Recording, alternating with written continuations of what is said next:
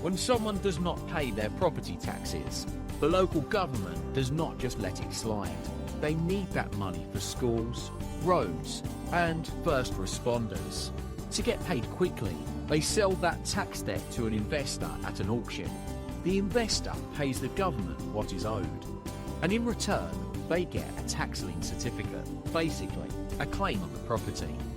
The property owner then gets a certain amount of time, called the redemption period, to pay the investor back, plus interest. The interest rates were the first thing that grabbed my attention. Some states have laws setting the maximum rate as high as 16%, 18%, or even more. But here is the big catch. Most of the time, the property owner just pays you back.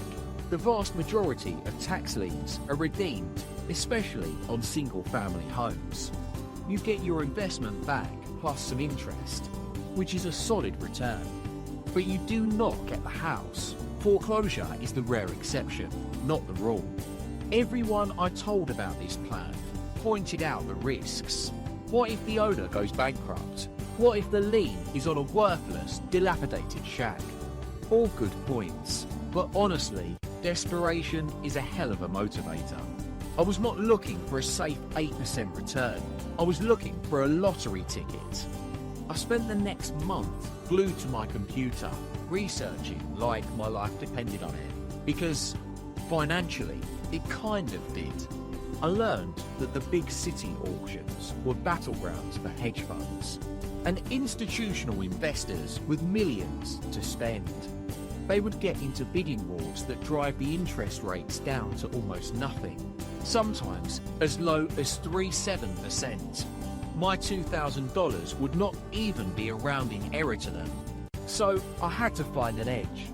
I targeted a small, overlooked county auction a few hours away, betting the big players would not show up. For weeks, I combed through the county's list of delinquent properties. I used satellite maps, cross-referencing addresses, and staring at parcel numbers until my eyes burned. I was looking for a needle in a haystack.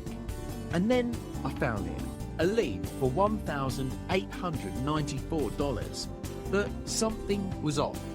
The property address was misspelled, and the pin on the county map was dropped in the middle of a forest. Most investors would have tossed it aside as worthless land, but I kept digging. I spent hours tracing the parcel lines, comparing them to old plat maps in the county's digital archives. And there it was, a clerical error. The parcel was not a patch of woods. It was a 3-bedroom house on a quiet suburban street. The big firms, with their automated systems, had completely missed it. More tips on how to find tax liens and other passive income strategies. Like, share and subscribe to our channel.